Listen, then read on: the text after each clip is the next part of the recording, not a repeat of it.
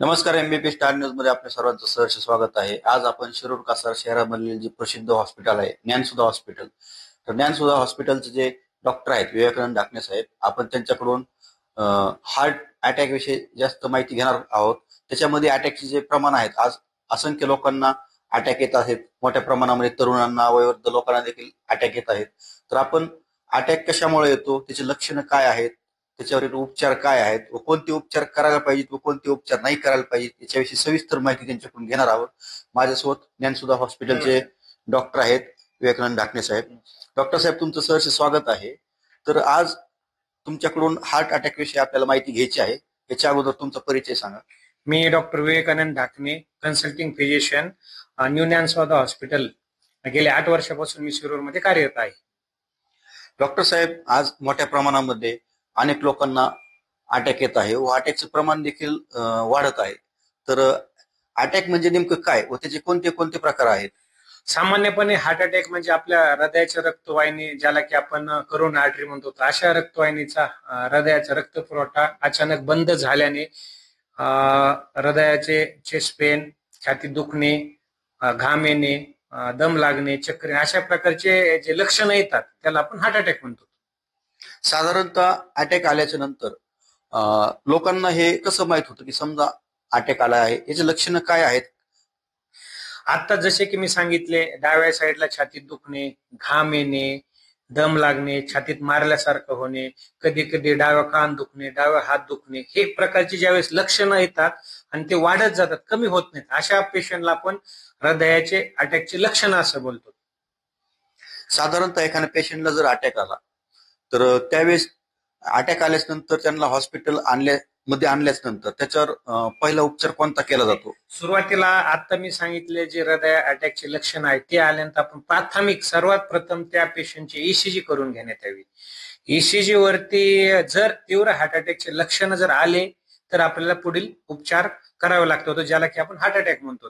आणि दुसरा एक प्रकार असतो हार्ट अटॅक मध्ये की त्याला सौम्य हार्ट अटॅक म्हणतात, जेणेकरून हृदयाच्या तीव्र हार्ट अटॅकची लक्षणं असतात पण ईसीजी वरती स्पेसिफिक चेंजेस होत नाहीत, अशाला आपण नॉन स्टेबल म्हणतात. त्यामध्ये अनस्टेबल अँजिना आणि अँजिना असे प्रकार आहेत. साधारणतः एक प्रश्न विचारायचा आहे तुम्हाला की अटॅक आल्याच्या नंतर अनेक वेळा काय होतं की एखाद्या पेशंटला जर अटॅक आला तर कुटुंब देखील म्हणजे गोंधळून जातं नेमकं आता अटॅक आल्यानंतर काय करावं. आणि कधी कधी काय होतं की हॉस्पिटलमध्ये ऍडमिट केल्याच्या नंतर आहेत का त्याच्यावर जे उपचार केले जातात, आयसीयू मध्ये ऍडमिट केले जातं, तर त्याच्यामध्ये कोणकोणते उपचार केले जातात पेशंटवर? प्राथमिकता एकच मी सांगेल की हार्ट अटॅक आल्यानंतर नातेवाईकांनी प्रथमतः घाबरून जाऊ नये व आम्ही ज्यावेळेस ईसीजी करतो ईसीजी वरती तीव्र हार्ट अटॅकचं दाखवल्यानंतर आपण पेशंटच्या नातेवाईकाला सांगतो की हा तीव्र हार्ट अटॅक आहे. त्याला की एक त्याचे ट्रीटमेंट पार्ट असा असतो की रक्त पातळ व्हायचे इंजेक्शन द्यावे लागतात. त्याच्यामध्ये दुसरा एक पार्ट असतो, सुरुवातीला आपण रक्त पातळ व्हायचे गोळ्या असतात ज्याला की इकोस्प्रिन म्हणतात, क्लोपिटेबन, अट्रोस्टॅटिन, लो मॅलिक्युलर वेट हेपॅरिन. आणि दुसरं एक असतं मेजर हार्ट अटॅकला रक्त पातळ व्हायचे इंजेक्शन, त्याला आम्ही मेडिकल भाषेमध्ये थ्रम्बोलायसिस म्हणतो. आता अनेक वेळा हॉस्पिटलमध्ये पेशंटला ज्यावेळेस आयसीयू मध्ये ऍडमिट केलं जातं तर अटॅक आल्याच्या नंतर त्याला इंजेक्शन वगैरे दिलं जातं. ते इंजेक्शन नेमकं कोणतं आहे आणि इंजेक्शनाचे फायदे काय आहेत? फायदे म्हणजे हार्ट अटॅकच्या अशा पेशंट मध्ये आपण ग्रामीण भागामध्ये काम करतो तर अशा वेळेस जीव वाचवण्यासाठी इंजेक्शन द्यावे लागतात. त्याच्यात 2 प्रकार आहेत इंजेक्शन मध्ये, त्याला कायनेज एक म्हणतात आणि दुसरा असतं टीपीए म्हणतात. तर कायनेज मध्ये 2 प्रकार आहेत, त्याचे एक ट्रिप्टोकायनेस आणि युरोकायनेज. दुसरे असतं टिश्यू प्लाझ्मोजन ऍक्टिव्हेटर, त्याच्यामध्ये रेटिप्लेज आलं, अल्टिप्लेज आलं, टेनेटेप्लेज आलं. साधारणतः जे पेशंटला इंजेक्शन दिलं जातं रक्त पातळ होण्यासाठी, हे जे इंजेक्शन नेमकं कोण देतं आणि याची प्राइस किती आहे, काय सांगता येईल? तर इंजेक्शन सर्व डॉक्टर देऊ शकतात, पण ज्या ठिकाणी तुम्हाला हार्ट अटॅकचे पूर्णपणे सुविधा उपलब्ध आहे, जसे की आयसीयू आहे, व्हेंटिलेटर आहे किंवा डीप शॉक देण्याचं मशीन आहे, आता त्यामध्ये इंजेक्शनचे जसे सांगितले 2 प्रकारचे इंजेक्शन आहेत, त्याच्या किमती वेगवेगळ्या असतात. जे कायनेज जे प्रकारचे इंजेक्शन आहेत ट्रिप्टोकायनेज, त्याची किंमत सामान्यपणे एक 2 ते 2,500 रुपये आहे. दुसरं युरोकायनेज आहे, त्याच्या पॉवरनुसार 5 ते 10 हजार रुपये आहे. आणि दुसरे टिश्यू प्लाझ्मा ऍक्टिव्हेटर नावाचे जे इंजेक्शन आहे त्यांच्या किमती 40,000पासून ते 60-70 हजार रुपयापर्यंत आहेत. आपण या क्वेश्चन विचाराबद्दल मी धन्यवाद मानेल. सोशल मीडियावरती असा एक मेसेज फिरत आहे की हे इंजेक्शनची किंमत एवढी आहे, टेप्टोकायनेची किंमत 10,000 असते, 15,000 रुपयाने. ते अत्यंत चुकीचे आहे. त्या किमतीची किंमत त्याची एक 2,000 ते 2,500 रुपयेपर्यंत आहे. आणि कोणत्याही इंजेक्शनची किंमत आम्ही एमआरपी पेक्षा कोणते डॉक्टर जास्त घेऊ शकत नाही. पण बऱ्याच त्या मेसेजनी बऱ्याच लोकांमध्ये गैरसमज पसरलेला आहे. आणि आम्ही चॉईस देतो, बाबा तुम्हाला हे इंजेक्शन घ्यायचे का ते इंजेक्शन घ्यायचे. हे इंजेक्शन दिल्यानंतर पेशंट पूर्णपणे स्टेबल होतो का? हो. आता त्यामध्ये ह्या गोष्टी या क्वेश्चनचं उत्तर होय आहे आणि नाही आहे. त्याच्या मागचं कारण की इंजेक्शन देणं जेवढं आपण पाहतो तेवढं सोपं नाही. जसे की आपण एसटीके जर इंजेक्शन दिलं, अशा पेशंटमध्ये रक्तस्रावाचे 20 ते 30% चान्स असतो. आणि पेशंट ते इंजेक्शन काम करायला थोडा वेळ घेतं, त्यामुळे त्या इंजेक्शन देण्यामध्ये कॉम्प्लिकेशन प्रमाण जास्त आहे. दुसरं इंजेक्शन जे आहे टिश्यू प्लाझ्मा ऍक्टिव्हेटर म्हणून, जसे रेटिप्लेज, टेनेक्टेप्लेज, हे इंजेक्शन काम एक 5 ते 10 मिनिटं करतं आणि कॉम्प्लिकेशनचे प्रमाण कमी आहे. हे इंजेक्शन फक्त जीव वाचवण्यासाठी आहे. एक इंजेक्शन दिल्यानंतर 3 ते 4 तासांनी ज्यावेळेस पेशंट स्टेबल होतं, सदरील पेशंटला पुढे जाऊन आम्ही अँजिओग्राफी करायचा सल्ला देतो, कारण की त्यानंतरच पेशंट स्टेबल झाला असं म्हणू शकतो. अँजिओग्राफी केल्यानंतर ब्लॉकेजनुसार पुढचे कार्डिओलॉजिस्ट निर्णय घेतात. म्हणजे जर पेशंटचं जर छातीमध्ये दुखत असेल तर अटॅक आल्यानंतर त्याला इंजेक्शन वगैरे दिलं जातं, पण ब्लॉकेज जे असते ते आपल्याला अँजिओग्राफी मध्येच कळतात. आणि त्याच्यानंतर पुढील उपचार अँजिओप्लास्टी असेल किंवा अँजिओग्राफी असेल किंवा बायपास असेल, तर याच्यामध्ये कोणत्या पेशंटला अँजिओप्लास्टी किंवा बायपास करण्याची गरज असते? सामान्यतः कसं असतं, ईसीजी वरती आमच्या लक्षात येतो की हार्ट अटॅक आहे. त्याच्यानंतर ब्लॉकेज किती प्रमाण काही अँजिओग्राफी केल्यानंतर लक्षात येतं. सपोज एखाद्या पेशंटला अँजिओग्राफी केल्यानंतर 1 किंवा 2 ब्लॉकेज असतात, तर त्या पेशंटला अँजिओप्लास्टी केली जाते. आणि बायपास हा शब्द जो आहे की रक्तवाहिन्यामध्ये मल्टिपल ब्लॉकेज असतात, अशा वेळेस अँजिओप्लास्टिक करणं मुश्किल जातं. आणि केली तर 1-2 ठिकाणी ती परत परत हार्ट अटॅक व्हायचे चान्स असतो. समजा मेडिकल भाषेमध्ये मल्टिपल ब्लॉकेज, मोर दॅन 3, म्हणजे 3 पेक्षा जास्त जर ब्लॉकेज असतील, अशा पेशंटमध्ये डॉक्टर सहसा बायपासचा सल्ला देतात. साधारणतः जे ब्लॉकेज निघतात शरीरामध्ये, समजा हार्टमध्ये, तर ह्याच्यामध्ये कोणते पदार्थ लोकांना समजा खायला पाहिजेत की ज्याच्यामुळे कोलेस्ट्रॉलचं प्रमाण वाढणार नाही, असं काय माहिती सांगा. म्हणण्याचा अर्थ कळाला की आपण हार्ट अटॅक कोणकोणते आहार घेतले जातात? होय, याचं उत्तर होय आहे. आताच्या मी गेले 8 वर्षामध्ये पाहिलं की सध्याच्या पिढीमध्ये, जुन्या काळामध्ये आपण 50च्या नंतर ह्या हार्ट अटॅकचं प्रमाण वाढलं होतं, पण सध्या मी 23 वर्षापासूनच्या मुलांना हार्ट अटॅक पाहिले. त्याचं कारण आहे, मेन कारण आहे की lifestyle modification. Heart attack direct येत नाही. त्याचे लक्षण आपल्याला सुरुवातीला काही लक्षण येतात, जसे की घाम येणं, छातीत कधी मध्ये दुखून बंद होणं, पण आपण काय करतो, सिरियसली ते घेत नाहीत. अशा पेशंटला जर आता तर मी सांगेल, आजार हा तरुण होत आहे आणि मनुष्य म्हातारा होत आहे. अशा प्रकारे जर कोणत्याही वयामध्ये लक्षणं जर आले असेल, सर्वात महत्वाचं आहे की लाईफस्टाईल मॉडिफिकेशन. लाईफस्टाईल मॉडिफिकेशन मध्ये पहिले की टाइमवर झोपणे, फास्ट फूड कोणत्या प्रकारचं न करणं, रेग्युलरली चेक करणं, जसे की आपण कोलेस्ट्रॉल चेक करू, आणि झोप, आणि मोबाईल युजमुळे काय व्हायला लागले की बरेच लोक झोपण्याची टाइम बदलली. जुन्या काळामध्ये जशी म्हणून होते, लवकर झोपा लवकर उठा, मेन कारण तेच आहे. आणि फास्ट फूड. आणि अजून एक मला यामध्ये सांगा वाटतं की चहा. त्याच्यामध्ये काय, कारण की बऱ्याच पेशंटला चहामध्ये शुगर बनवतं सल्फर वापरला जातो. सल्फर काय करतो, आपलं रक्तवाहिन्या स्टिक करतो. आणि दुसरं महत्वाची म्हणजे गोष्ट मला सांगावी वाटते की ज्यावेळेस तरुण वर्गामध्ये हार्ट अटॅक आलेला असतो, त्याच्यामध्ये मृत्यूचे प्रमाण जास्त आहे.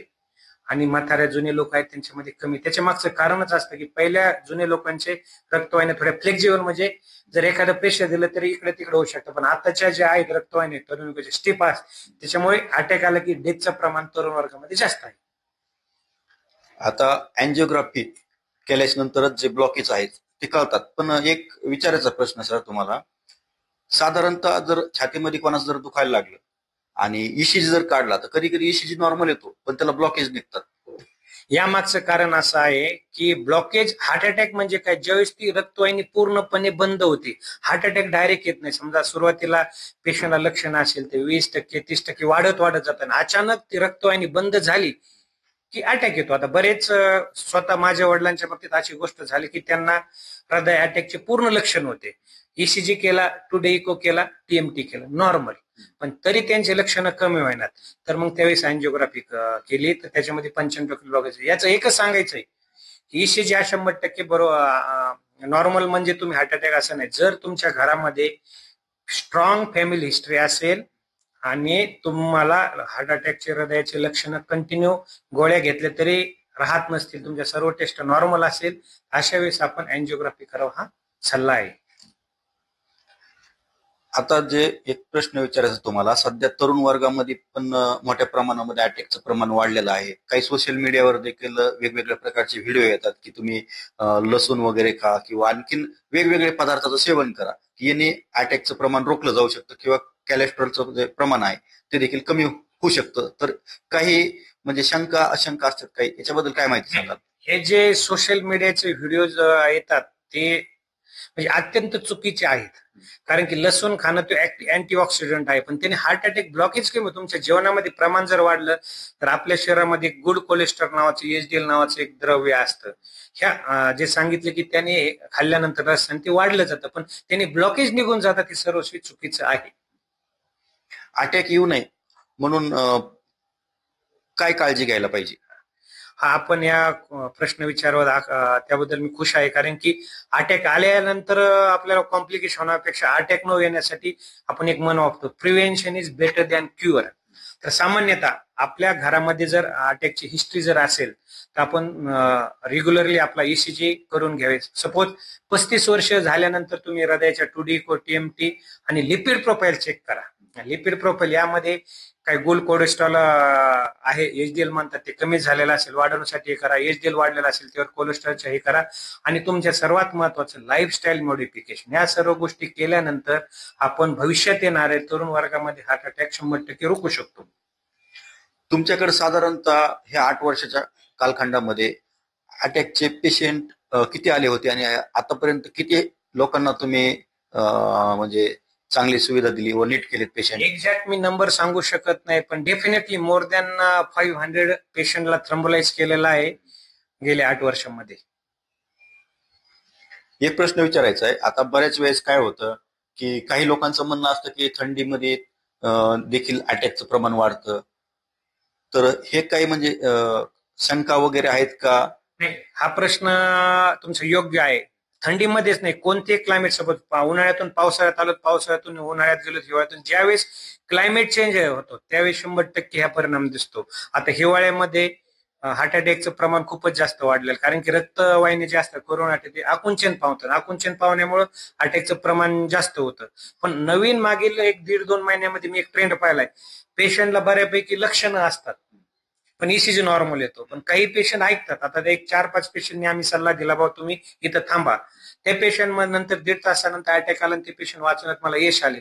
पण दुःखाची बातमी अशाची की एक 2-3 पेशंट असे होते, त्यांना आम्ही ऍडमिट व्हायचा सल्ला दिला, तुम्हाला हृदयाचे लक्षण आहेत. तर ते एक समाजामध्ये गैरसमज झालेला आहे की मला लक्षण ईसीजी नॉर्मल आहे, डॉक्टर आम्हाला काम नसताना ऍडमिट करतात. पण तो गैरसमज लोकांनी काढून टाकावा. जर हृदयाचे लक्षण असतील तर डॉक्टरांच्या सल्ल्यानुसार तुम्ही तिथे थांबा, सिरियल ईसीजी करा, किंवा जर थांबायचं नसेल तर कार्डिओलॉजिस्टकडे जाऊन तुम्ही टूडी पण पुढील तपासणी करा. एक शेवटचा प्रश्न महत्वाचा विचारतो. बऱ्याच वेळेस काय होतं की अटॅक आल्याच्या नंतरच लोक हॉस्पिटलला येतात, पण आता काही लोक वेलनेस जॉईन करतात, काही लोक व्यायाम करतात किंवा वेगवेगळे काही उपचार करतात घरगुती. तर याच्यामध्ये अटॅकचं प्रमाण जे कमी होण्याचे काही असे चान्सेस वगैरे आहेत का?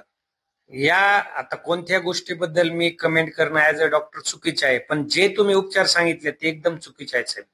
याच्यामध्ये हार्ट अटॅकचे लक्षण जर आले तर पहिली गोष्ट काय आहे की तुम्ही त्वरित डॉक्टरकडे जावा, प्रॉपरली ट्रीटमेंट घ्यावा. हा, तुम्ही एक्सरसाइज करा, 100% मान्य आहे. पण जे तुम्ही जे प्रोडक्ट बद्दल बोलतात ते प्रोडक्ट शरीरासाठी कधी अपायकारकच आहेत, याबद्दल मला शंका नाही. का? असे प्रोडक्ट मार्केटमध्ये ऍडव्हर्टाइजमेंटमुळे काय होतं की याने हे होतं ते होतं, पण सायंटिफिकली अजून प्रूव्ह झालेले नाही. हा, तुम्ही डाएट प्रॉपर करा, एक्सरसाइज करा, ओके, पण जे प्रोडक्ट खाऊन तुमचे ब्लॉकेज निघते ही चुकीची लोकांची कल्पना आहे. आणि दुसरी गोष्ट अजून एक समाजामध्ये गैरसमज झालेला आहे, तुम्हाला आज तुमच्याद्वारे दूर करा वाटतो, की कोणतेही पेशंट छातीत दुखायला लागलं की सलाईन द्या म्हणतात. माझी हात जोडून पेशंटला विनंती असेल, जनरल प्रॅक्टिशनरला विनंती असेल, जर तुम्हाला अशा पेशंटमध्ये हृदयाचे लक्षणं जर असतील तर हात जोडून विनंती आहे की सलाईन नावाची गोष्ट घ्यायची डॉक्टरना विनंती करू नका किंवा देऊ नका. मागच आठवड्यामध्ये एक पेशंट मला सलाईनसाठी खूप हट्ट करत, पेशंटचं नाव सांगणं चुकीचं आहे. एक 40-45 वर्षाचं पेशंट होतं, लेडीज पेशंट आपल्या परिसरातलं. त्यांनी आल्यानंतर ईसीजी नॉर्मल होतं, मी ऍडमिट व्हायचा सल्ला दिला पण ते म्हटले नाही. तेच पेशंट सलाईन दिलं नाही, मला बोलून नाराज होऊन गेला आणि थोडं वेगळं बोलून गेलं, पण मला वाईट वाटलं नाही. पण तेच पेशंट 3 तासानंतर हार्ट अटॅक घेऊन परत आलं माझ्याकडे. त्यावेळेस त्यांना रक्तपातळ व्हायचं इंजेक्शन दिलं. त्याच्या मागचं कारण असं आहे, जर मी त्या पेशंटला सलाईन दिला असतं त्याच्यातून 2 गोष्टी होतात, की डॉक्टरच्या चुकीच्या ट्रीटमेंटमुळे पेशंट गेलं, एक होतं. आणि ज्यावेळेस सलाईन दिलं त्यावेळेस कार्डियक बर्डन, हृदय फेल होऊन मृत्यूचं प्रमाण जास्त राहतं. जसे की हार्ट अटॅक आलेल्या पेशंटला जर फेल्युअर मध्ये गेलं त्याचं मृत्यूचं प्रमाण जास्त आहे. त्यामुळे हात जोडून सर्व लोकांना विनंती आहे, डॉक्टरांना विनंती आहे की हार्ट अटॅकचे लक्षणं असलेल्या पेशंटला चुकूनही सलाईन देऊ नका किंवा त्यांना पुढे जायचा सल्ला, जेणेकरून पेशंटचा जीव वाचेल आणि आपली बदनामी कमी होईल. ज्या वेळेस पेशंटला अटॅक येतो तर त्यावेळेस त्याचा ईसीजी वगैरे काढतात, त्याच्यानंतर अँजिओग्राफी देखील करतात. पण अँजिओप्लास्टी करण्याचा सल्ला काही डॉक्टर देतात. तर काही वेळेस अँजिओग्राफी केल्यानंतर अँजिओप्लास्टी करतात व काही देखील सांगतात की बायपास ही करायला पाहिजे. आता बायपास हा कोणत्या पेशंटला करायला पाहिजे आणि अँजिओप्लास्टी हा कोणत्या पेशंटला करायला पाहिजे? सुरुवातीलाच आपल्याला सांगितलंय जसे की व किती ब्लॉकेज असल्यानंतर शरीरामध्ये 1 किंवा 2 ब्लॉकेज असतील आणि मेजर रक्तवाहिन्या तर आपण अँजिओप्लास्टी करतो, पण मल्टिपल ब्लॉकेज असतील 3, 4, 5 आणि मल्टिपल साईडला एक समजा रक्तवाहिनी एक आहे, समजा एलईडी म्हणून रक्तवाहिनी, तिला 2-4 जागेवर ब्लॉकेज असेल तर आपल्याला त्याला बायपासला जावं लागेल. कारण अँजिओप्लास्टी जरी केली मेजर याची, परत परत हार्ट अटॅक व्हायची शक्यता असते. अशा पेशंटला मल्टिपल ब्लॉकेज हा मल्टिपल रक्तवाहिन्यामध्ये असेल तर आपण अशा पेशंटला बायपासचा सल्ला देतो. काय होतं, बऱ्याच वेळेस पेशंटला ब्लॉकेज निघतात पण पेशंटचे नातेवाईक जे असतात का अँजिओप्लास्टी करण्याचा सल्ला डॉक्टर देतात आणि काही ठिकाणी बायपास करण्याचा सल्ला देतात. पण होतं काय की पेशंटचे नातेवाईक इतकं घाबरून जातात की एवढं मोठं ऑपरेशन असतं. तर मला हे ऑपरेशन बद्दल थोडी माहिती द्या, की पहिलं तुम्ही हे सांगा मला की अँजिओप्लास्टी असते तर त्याला साधारणतः वेळ किती लागतो किंवा ती कशा प्रकारे केली जाते याच्याविषयी माहिती द्या. अँजिओप्लास्टी म्हणजे काय, जसं आपलं एखादी तुंबलेली रक्तवाहिनी आहे, प्रोसिजर हा डॉक्टरवर डिपेंड असतो. समजा सोप्या अँजिओप्लास्टी सामान्यतः करण्यासाठी 1 अर्धा तास लागतो, पण एखादी कॉम्प्लिकेशन अँजिओप्लास्टी असेल त्याला 1-1.5 तासही लागू शकतो. जर अँजिओप्लास्टी मध्ये फक्त तुमची शिर तुंबलेली असते, त्याच्यामध्ये हे टाकले जातं, स्टेंट असतो, म्हणजे जे बंद झालेली रक्तवाहिनी खोलवली जाते. आणि बायपास ही मेजर सर्जरी आहे. आता कोणत्या ऑपरेशनचे कॉम्प्लिकेशन असतातच. सामान्यतः बायपास म्हणजे काय केलं जातं, तुम्हाला पायाच्या किंवा हाताच्या रक्तवाहिनी काढून तर हृदयाला वेगळ्या मार्गाने रक्तवाहिनी जोडल्या जातात. पण बायपास करणं अशा पेशंटला गरजेचं असतं, कारण जेणेकरून त्याची लाईफ क्वालिटी ऑफ लाईफ वाढते आणि पुढील बायपास केल्यानंतर लाईफस्टाईल आणि त्याचं जीवनमान चांगलं राहतं. तुम्ही नागरिकांना व जनतेला काय मेसेज देतात की समजा हार्ट विषयी, हार्टची काळजी कशी घ्यायला पाहिजे व कशा प्रकारे त्याची निगा राखायला पाहिजे, उपचार कुठं घ्यायला पाहिजे? स्पेसिफिकली तरुण मित्रांना एकच विनंती राहील, तुमचं हार्ट अटॅक जर येण्यापासून रोखायचं जर असेल तर लाईफस्टाईल मॉडिफिकेशन सर्वात महत्वाचं. आणि कोणत्याही प्रकारचं व्यसन करू नका. आजच्या जनरेशन मध्ये 2 प्रमाणामुळे जास्त हे झालेलं आहे हार्ट अटॅकचे, चहा, स्मोकिंग असेल आणि झोपायचं वेळेला नाही. हे लाईफस्टाईल मॉडिफिकेशन, जर लक्षण आले त्वरित डॉक्टरांचा सल्ला घ्या, वेगळ्या मार्गाला जाऊ नका. सोशल मीडियावरती काय झालंय, सोशल मीडियाचा डॉक्टर झालेला आहे, अशा द्वारे काय होतं, तरुण वर्गाचा मृत्यू कारणीभूत होतो. त्यामुळे सर्वांना विनंती आहे की लाईफस्टाईल मॉडिफिकेशन बरोबर रेग्युलर चेकअप करा, डॉक्टरांचा सल्ला घ्या आणि जे व्यसन असतात ते बंद करा. हे होते माझ्यासोबत ज्ञानसुधा हॉस्पिटलचे डॉक्टर विवेकानंद ढाकणे साहेब. त्यांच्याकडून आपण माहिती घेतलेली आहे की हार्ट अटॅक म्हणजे नेमकं काय, त्याचे लक्षणं काय आहेत व त्यावरील उपचार कोणते करायला पाहिजेत व कोणते नाही करायला पाहिजेत व डॉक्टरांचा सल्ला घेऊनच पुढील उपचार करायला पाहिजेत अशी त्यांनी माहिती दिलेली आहे. धन्यवाद. ओके, चला स्टॉप.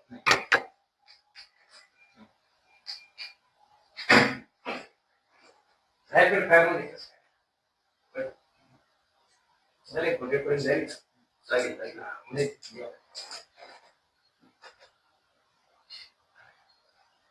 sharing संपली.